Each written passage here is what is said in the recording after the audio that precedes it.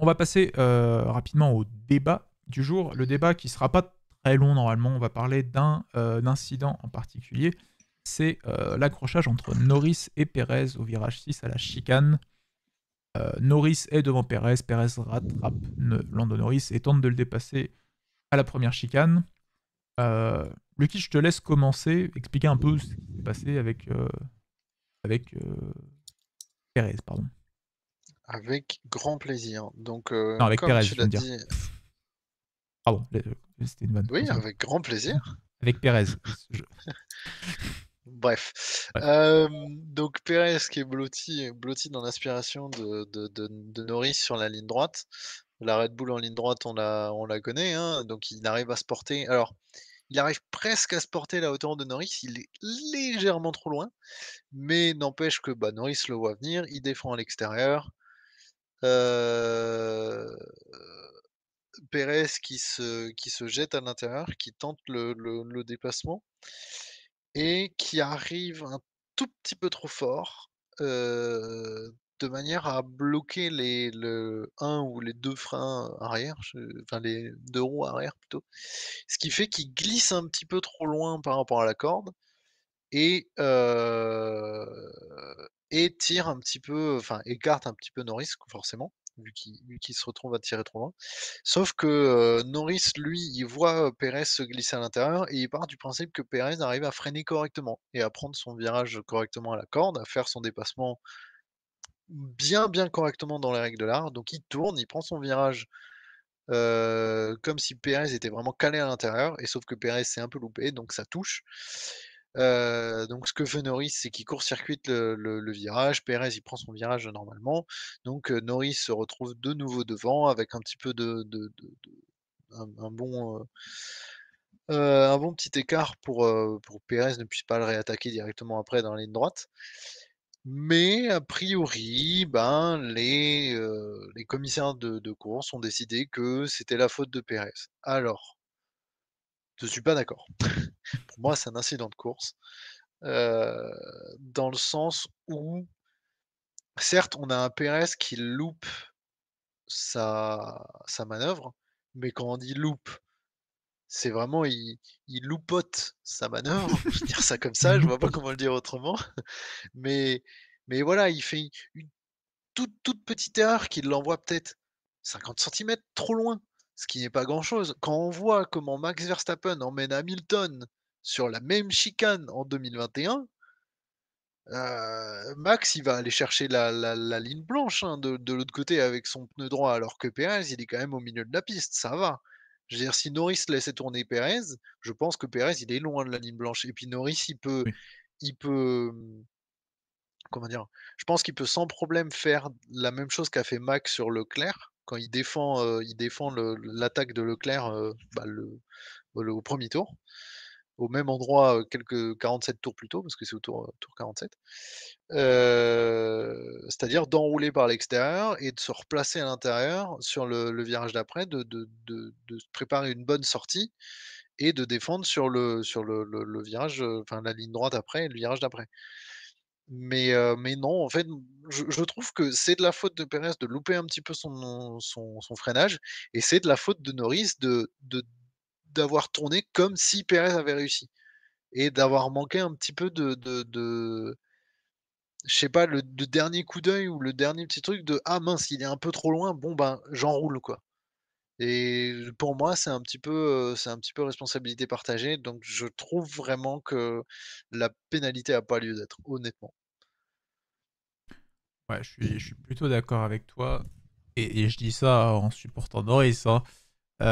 Pour moi, il y a, C'est il y, a, bien, c'est bien. il y a un incident de course. J'ai vu des gens quand même qui, notamment en réaction live, qui reportaient la faute sur Norris. J'ai trouvé ça un peu exagéré, dans le sens où bah, ils s'attendaient pas, comme on disait, à ce que Perez le rate. Et c'est vrai qu'en live, on se rendait même pas compte en fait que Perez c'était un peu raté. Oui, c'est ça. En plus, il y a pas de gros blocage ou de travers ou quoi que ce soit. C'est juste, il va chercher 50 centimètres trop loin. C'est le fameux C'est tout. incident où les deux pilotes se disent ah bah il m'est rentré dedans et puis l'autre qui dit bah il m'a tourné dessus. Bah, oui bah Oui, Et oui. pourtant, les deux pilotes se sont laissés la place, mais en même temps, Pérez, il arrive un peu trop vite.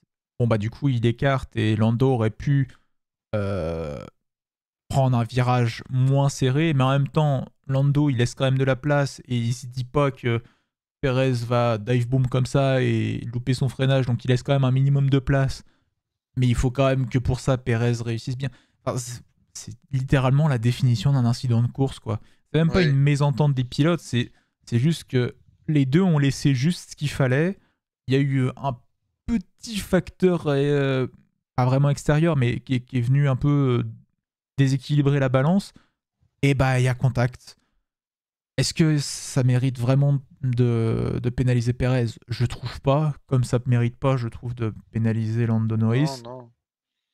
Surtout qu'au final, la résultante de ça, c'est que Norris coupe la chicane euh, à cause du contact. Alors, est-ce qu'il en a un peu surfait? Est-ce qu'il pouvait vraiment prendre la chicane? Je ne sais pas. En tout cas, le fait de couper la chicane lui euh, permettait d'assurer le fait de garder la position en piste et d'éviter de perdre du temps ou Et potentiellement il faut le relaisser passer. Enfin voilà. ça pénalisait déjà Pérez, en Voilà, fait, Pérez en était soi. déjà pénalisé parce que contact et parce qu'il a perdu un peu de temps dans la chicane. On va pas non plus pénaliser Norris parce que oui, il a coupé la chicane, mais en même temps, bon bah il s'est pris une voiture sur lui alors qu'il avait techniquement rien fait de mal, donc Mhm. ça passe. Surtout si on a laissé Hamilton en 2021 couper la Ouais, ouais, chicane ouais. honteusement Ouais, ouais. et gagner une seconde et demie. Bon bref, non, pour moi la situation était réglée d'elle-même en fait. Et de Ouais, toute façon, je suis il d'accord. a le rythme après.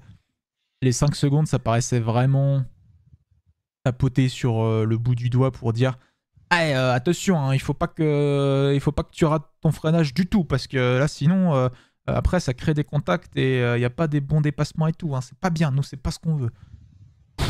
Ouais, En fait, là où je suis d'accord de mettre une pénalité à Pérez, c'est par exemple si Norris voit Pérez arriver, il se dit: «Bon, je vais retarder mon freinage et je vais enrouler par l'extérieur», et que là Pérez il arrive au point de corde, groupe, punaise, punaise, trop oui, rapide, il bloque les freins, il ou se fout qu'il en l'emmène à travers et puis l'extérieur ou enfin voilà. ouais, et en fait, dans le cas où Norris prend bien une trajectoire, dans ce cas-là, bien large, à la limite aller se mettre la ligne blanche entre ses 2 roues, donc à sortir les 2 roues extérieures, et que là, Pérez vient encore le taper. Là, je dirais: «Oui, non, mais là, c'est abusé». Je veux dire, il a vraiment tout fait pour vraiment être loin, prendre de la marge et tout, et l'autre, il est encore pas capable de prendre un virage correctement.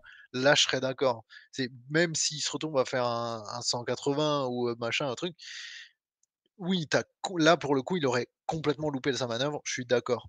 Mais là, je trouve que c'est vraiment faute partagée dans le sens où Pérez tente une manœuvre, il se loupe un peu, mais Norris ne prend pas la marge nécessaire pour, heu, pour s'adapter à cette attaque, en fait.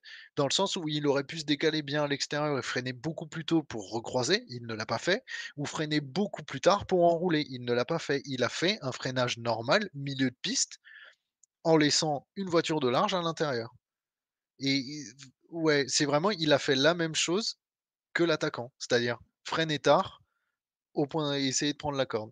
Je Ouais, c'est vraiment pour ça où je dis, bah, pour moi, ouais, c'est tort partagé, incident de course, hein. C'est aussi simple que ça. Donc vraiment la pénalité de 5 secondes, et surtout alors surtout ce qui est rigolo, c'est quand même quand on sait que la pénalité de 5 secondes, elle a une conséquence sur le championnat du monde, constructeurs, sur la 2e place, parce que si Pérez prend pas de pénalité, c'est Ferrari qui est deuxième du championnat. Pérez prend une pénalité, donc c'est Mercedes qui est deuxième du championnat. Voilà. Ouais, bon après ça c'est pas vraiment ce qui doit justifier la pénalité, Ouais, mais c'est vrai que mais c'est une conséquence qui c'est quand même rigolo que ça fait, 2 années avec, 2021 où la FIA fourre son nez dans le bon, c'est son boulot, on est d'accord, au mais, même virage. influe sur la course au même virage. Enfin oui, non, le problème 2021, c'est un autre virage, mais et où au lieu de faire les choses proprement et dans l'esprit de la course, ils font n'importe quoi, et ça a des impacts sur le championnat, quoi. Ce que n'est pas censé trop faire la FIA. Enfin, je sais pas, bon, voilà. Mais pour moi, non, pas du tout pénalité, ça n'a rien à faire là. Ça n'a rien à faire là.